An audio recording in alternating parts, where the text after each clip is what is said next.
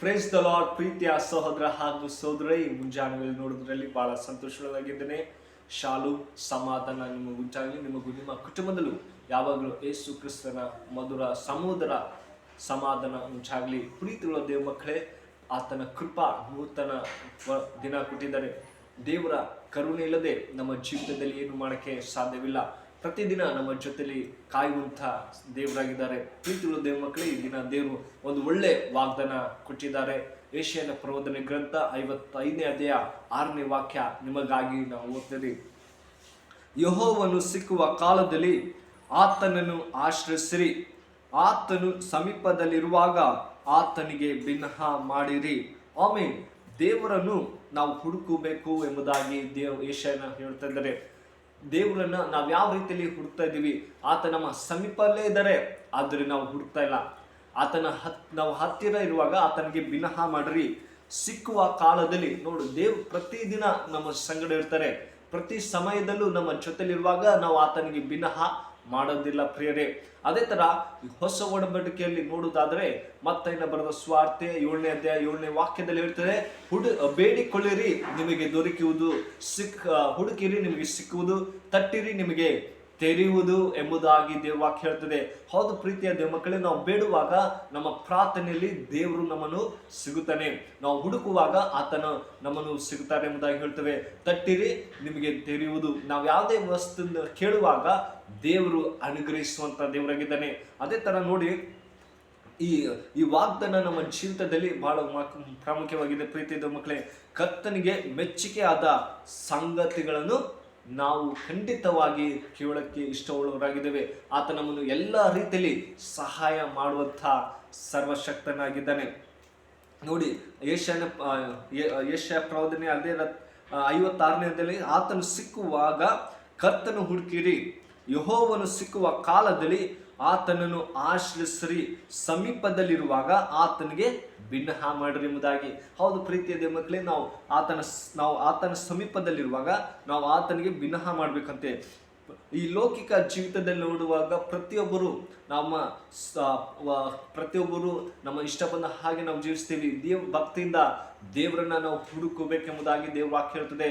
ಪ್ರೀತಿಗಳು ದೇವ ಮಕ್ಕಳೇ, ಅದೇ ತರ ಮೊದಲನೇ ಕೊರಿಂಥ ಪೌಲನು 6ನೇ ಅಧ್ಯಾಯ 17ರಲ್ಲಿ ಹೇಳುತ್ತದೆ, ಕರ್ತನಿಗೆ ಸಂಸರ್ಗದಲ್ಲಿರುವ ಹಾಗೆ ನಾವು ಇರಬೇಕು. ಇದರ ಮೂಲಕ ಮಾತ್ರವೇ ನಾವು ನಿತ್ಯವಾದ ಜೀವಿತ ಹೊಂದಿಕೊಳ್ಳಬಹುದು. ನೋಡಿ, ದೇವರ ಜೊತೆ ಸಂಗಮ ಅಂದ್ರೆ ಸಂಪರ್ಕ ಇಟ್ಕೊಳ್ಳಬೇಕು ಎಂಬುದಾಗಿ ಹೇಳ್ತಾರೆ. ಮತ್ತೆ ನಮ್ಮ ಜೀವಿತದಲ್ಲಿ ಇದು ಬಹಳ ಮುಖ್ಯವಾಗಿದೆ ಪ್ರೀತಿಯ ಮಕ್ಕಳೇ.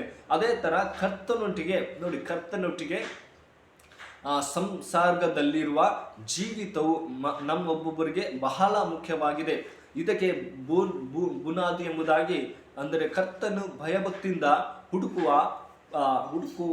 ಅನುಭವ ಆಗಿದೆ. ನಾವು ದೇವರಲ್ಲಿ ಒಂದು ಹುಡುಕುವಂತ ಒಂದು ಅನುಭವ ಆಗಿದೆ. ನಮ್ಮ ಜೀವಿತದಲ್ಲಿ ಪ್ರತಿದಿನಲೂ ದೇವರನ್ನು ನಾವು ಹುಡುಕಬೇಕು. ಪ್ರತಿದಿನ ನಾವು ಆತನಿಗೆ ಬಿನ್ನಹ ಮಾಡಬೇಕು. ಪ್ರೀತಿಯುಳ್ಳ ದೇವ ಮಕ್ಕಳೇ, ಪ್ರತಿದಿನ ದೇವ್ರು ನಮ್ಮ ಜೊತೆಲಿ ಇರ್ತಾರೆ, ನಮ್ಮನ್ನು ಸಹಾಯ ಮಾಡ್ತಾನೆ. ಆದ್ರೆ ನಾವು ಹುಡುಕೋದೇ ಇಲ್ಲ. ಪ್ರತಿದಿನ ದೇವ್ರು ನಮ್ಮ ಜೊತೆಲಿ ಇರುವಂತ ದೇವರಾಗಿದ್ದಾನೆ. ನಮ್ಮ ಏನೇ ಸಮಸ್ಯೆ ಬಂದರೂ ಕೂಡ ನಾವು ಭಕ್ತಿಯಿಂದ ಹುಡುಕಬೇಕೆಂಬುದಾಗಿ ದೇವರು ಯೆಶಾಯನ ಪ್ರವಾದನೆಯಲ್ಲಿ ಹೇಳ್ತಾರೆ.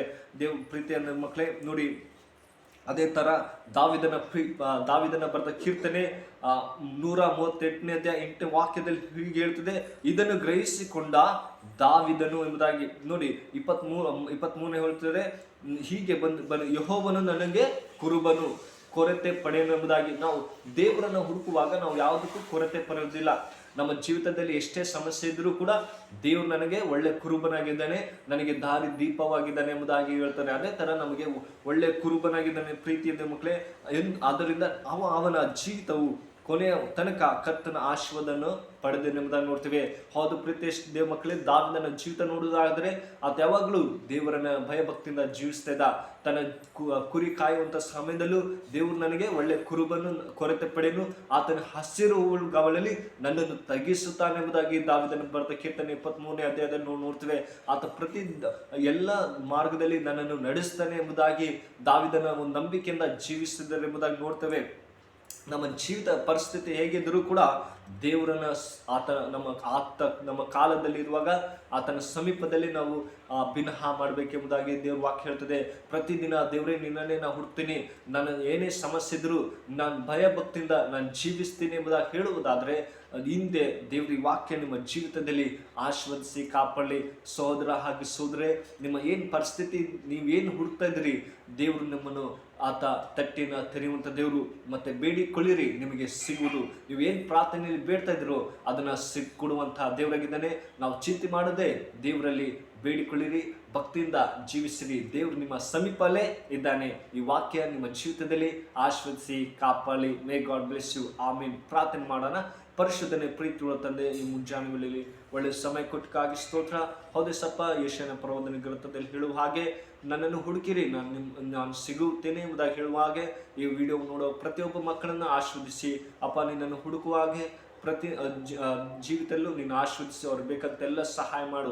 ಏಸಪ್ಪ, ನೀನು ಒಳ್ಳೆ ದೇವರು, ಅದ್ಭುತ ಮಾಡುವಂಥ ದೇವರು. ಅವರ ಎಲ್ಲ ಸಮಸ್ಯೆ ಕೊರತೆಲ್ಲ ನೀಗಿಸಿ ಶಾಂತಿ ಸಮಾಧಾನ ದಯಪಾಲಿಸಬೇಕೆಂದು ಈ ಚಿಕ್ಕ ಪ್ರಾರ್ಥನೆ ಕೇಳಿದಂತೆ ಯೇಸು ಕ್ರಿಸ್ತನ ಸಲ ಬೇಡುತ್ತೇನೆ ಜೀವ ತಂದೆ. ಆಮೇನ್. May God bless you.